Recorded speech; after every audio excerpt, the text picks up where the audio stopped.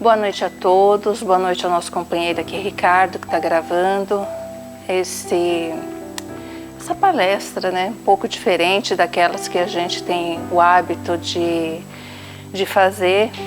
Talvez olhe assim para os lados por força do hábito, mas a gente tem que se adaptar às mudanças e no final vai dar tudo certo, sempre dá certo.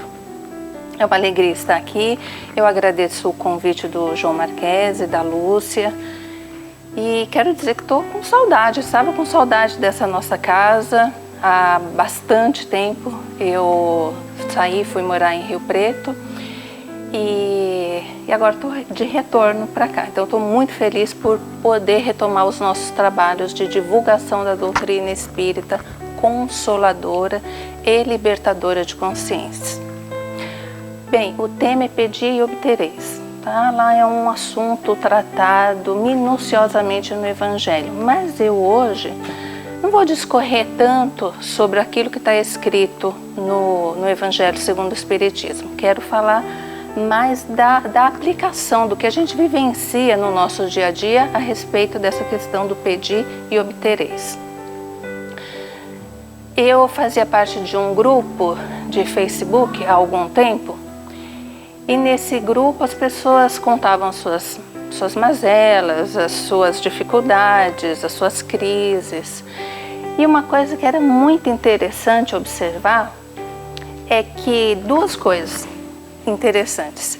As pessoas pediam muito prece, então elas contavam aquilo que estava acontecendo na sua vida e pediam oração. Ai, por favor, ora por mim, ora pelo meu filho, ora pelo meu marido, pelo meu vizinho, namorado, enfim.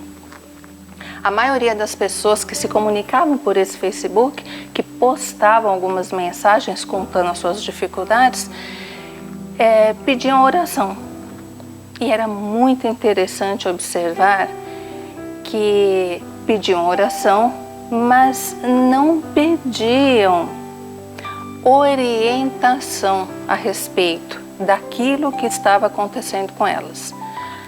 Algumas pessoas até pediam, mas a maioria, de 70% a 80%, pediam oração. E por que isso é interessante? Porque nós sabemos, quando a gente estuda o Evangelho segundo o Espiritismo, especialmente esse capítulo, que se eu não me engano é o capítulo 25, Pedir e Obtereis, que nós aprendemos que esse pedir e obter, ele depende de quê? De nós. E não é um pedir assim, aquela coisa aquela rogativa. Ai, meu Deus, eu preciso disso, me dê aquilo outro. Não, é muito raso esse nosso conceito, esse nosso entendimento do pedir e obtereis. Quando a gente faz uma análise um pouquinho mais profunda a respeito desse tema, a gente descobre o quê? Que essa rogativa que a gente faz a Deus, a Jesus e aos bons espíritos, ela deve se nortear por um pedido de força, de coragem, de entendimento a respeito daquilo que acontece conosco. Porque, obviamente, que Deus não vai se manifestar fisicamente e retirar do nosso caminho as nossas dificuldades. Tá, se isso é muito claro para nós, por que é que a gente insiste em apenas pedir? E a gente aprende isso desde os nossos primeiros anos de vida. Quando aprende a orar, quando papai e mamãe ensinam a orar, a gente já começa a entender que as orações, as rezas são um petitório sem fim. Depois de algum tempo, muitos de nós, quando vemos que não funciona daquela forma, o que é que a gente faz? Ou deixa de orar, ou deixa de pedir, Deus não me ouve mesmo. Ou continua, mas mais pelo hábito do que pela fé daquilo que está fazendo. Tá, então o que a gente tem que observar a respeito disto? Esse pedir e obter é pedir a Deus esclarecimento. Tá, mas por que vai pedir para Deus? Nós, por exemplo, nós espíritas que estamos aqui, não nessa época de pandemia, mas antes, semanalmente, a gente nem precisa pedir a Deus que Ele venha e que nos oriente a respeito de alguma coisa. Por quê? Porque nós temos isto aqui. O que é isto aqui? É a doutrina espírita, que a gente entende que é a doutrina do livro. É a doutrina do livro, que nos informa sobre todos os assuntos, sobre tudo aquilo que a gente precisa aprender, entender para vivenciar. Então, na realidade, para nós que temos esse conjunto de ensinamentos, temos toda a codificação, temos todas as obras complementares, e hoje a gente tem internet, nós temos companheiros de ideal que estão se desdobrando para levar para cada pessoa dentro dos seus lares o entendimento, a informação. Para nós é buscar na doutrina consoladora, que não é só consoladora, mas é principalmente libertadora de consciência. E quando a gente fala libertadora de consciência, é em que sentido? No sentido de fazer com que nós entendamos o porquê e o para quê das coisas. Por que acontece isso comigo? Porque no passado eu infligi a lei, aconteceu isso, aquilo e aquilo outro. Para quê? Para que eu não volte a repetir os mesmos erros, para que eu não continue caminhando sobre os mesmos passos, fazendo as mesmas coisas, me sentindo sempre da mesma forma, repetindo comportamentos que são inadequados e que sempre me levam a quê? A tristeza, ao sofrimento, e levam outras pessoas também à tristeza e ao sofrimento. Então, olha que coisa interessante. Tudo isso a gente aprende na doutrina. Mas a gente aprende desde que nós nos disponhamos a estudar a doutrina. Porque nesse Facebook que eu comentei no início, é um Facebook até espírita. É um grupo de pessoas que elaborou para ajudar outras pessoas que entendem de doutrina espírita e que não entendem também. Então, olha que interessante. Para nós que somos espíritas, todo esse entendimento, todo esse consolo vem através dos estudos sistemáticos da doutrina. Muitos frequentam o centro, muitas pessoas frequentam, poucas estudam.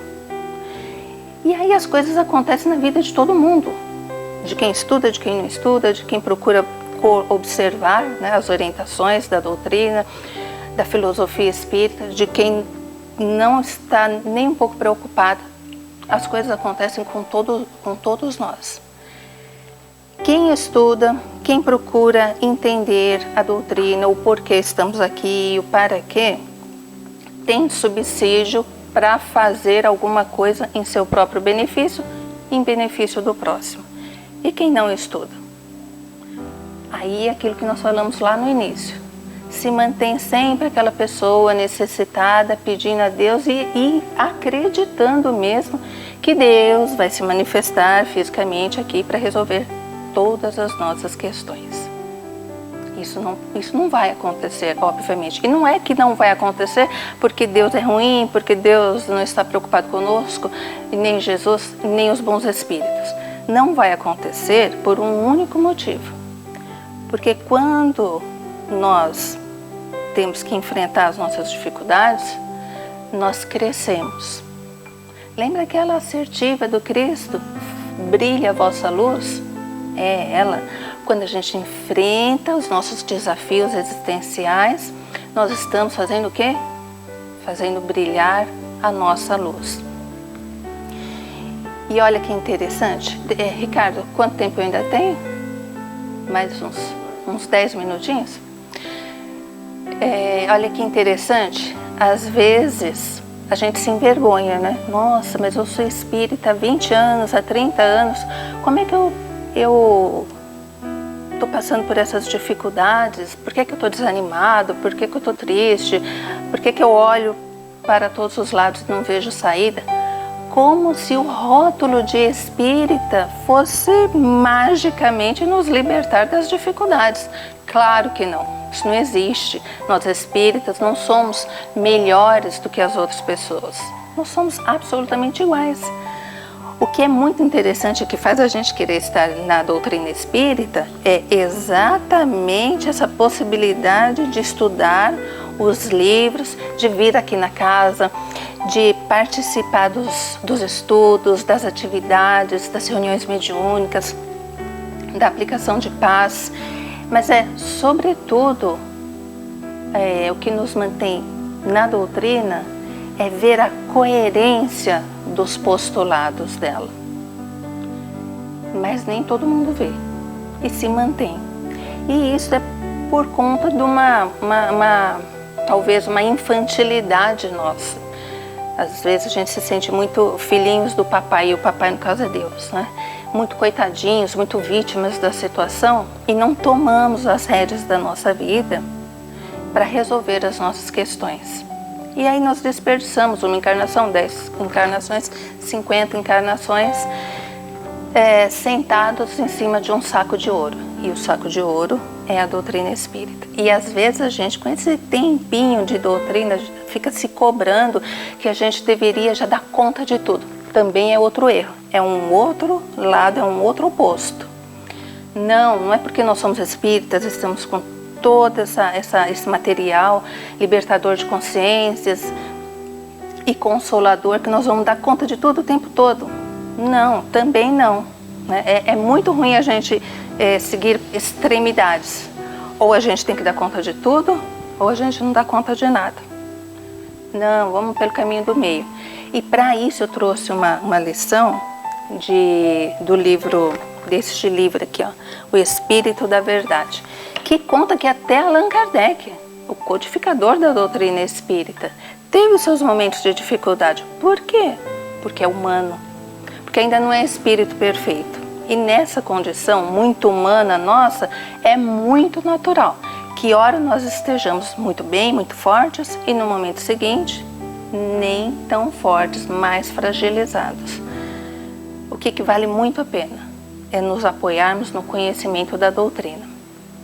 E nesse livro, O Espírito da Verdade, nós temos uma lição que chama Há um Século, que fala que em determinado dia Allan Kardec estava chateado. Embora as vendas do livro dos espíritos estivessem muito boa, a Sociedade Parisiense de Estudos Espíritas também estava funcionando muito bem, mas aquelas dificuldades de sempre. As missivas que ele recebia de pessoas que o condenavam, que o criticavam, as dificuldades, inclusive as dificuldades financeiras para dar conta da obra, que é uma obra gigantesca. E Kardec, especialmente naquele dia, estava muito abatido e muito preocupado também. Em determinado momento, ele estava lá no seu gabinete, a sua esposa, a Gabi, como ele gostava de chamá-la, se aproximou e entregou para ele um pacote. Saiu e deixou com aquele pacote nas mãos. E Allan Kardec abriu para ver o que é que tinha lá dentro. E aí nós vamos ler. Nós vamos ler porque a lição é tão bonita que se a gente só contar, vamos perder a lição. O professor abriu o embrulho, encontrando uma carta singela. Então ele recebeu um pacote e dentro desse pacote tinha alguma coisa e uma carta. Senhor Allan Kardec, respeitoso abraço. Com a minha gratidão, remeto-lhe o livro anexo, bem como a sua história, rogando-lhe, antes de tudo, prosseguir em suas tarefas de esclarecimento da humanidade, pois tenho fortes razões para isso. Sou encadernador desde a meninice, trabalhando em grande casa desta capital. Há cerca de 2 anos, casei-me com aquela que se revelou minha companheira ideal. Nossa vida corria normalmente e tudo era alegria e esperança, quando no início deste ano, de modo inesperado, minha Antoniette partiu desta vida, levada por sorrateira moléstia. Meu desespero foi indescritível e julguei-me condenado ao desamparo extremo. Sem confiança em Deus, sentindo as necessidades do homem e do mundo e vivendo com as dúvidas aflitivas de nosso século, resolvera seguir o caminho de tantos outros ante a fatalidade. A prova da separação vencera-me e eu não passava agora de trapo humano. Faltava ao trabalho e meu chefe, reto e ríspido, ameaçava-me com a dispensa. Minhas forças fugiam. Namorara diversas vezes o rio Sena, e acabei planeando o suicídio. Seria fácil, não sei nadar. Pensava. Sucediam-se noites de insônia e dias de angústia. Em madrugada fria, quando as preocupações e o desânimo me dominaram mais fortemente, busquei a ponte Marie. Olhei em torno, contemplando a corrente, e ao fixar a mão direita para atirar-me, toquei um objeto algo molhado que se deslocou da murada, caindo-me aos pés. Surpreendido, distingui um livro que o orvalho umedecera. Tomei o volume nas mãos e, procurando a luz mortiça de poste vizinho, pude ler logo no frontispício, entre irritado e curioso. Esta obra salvou-me a vida. Leia-a com atenção e tenha bom proveito. A. Lohan. Estupefato, li a obra, o Livro dos Espíritos, ao qual acrescentei breve mensagem, volume esse que passo às suas mãos abnegadas, autorizando o distinto amigo a fazer dele o que aprouver. Ainda constavam da mensagem agradecimentos finais, a assinatura, a data e o endereço do remetente. O codificador desempacotou então um exemplar de O Livro dos Espíritos, ricamente encadernado, em cuja capa viu as iniciais do seu pseudônimo e na página do frontispício, levemente manchada, leu com emoção não somente a observação a que o missivista se referira, mas também outra em letra firme. Salvou-me também.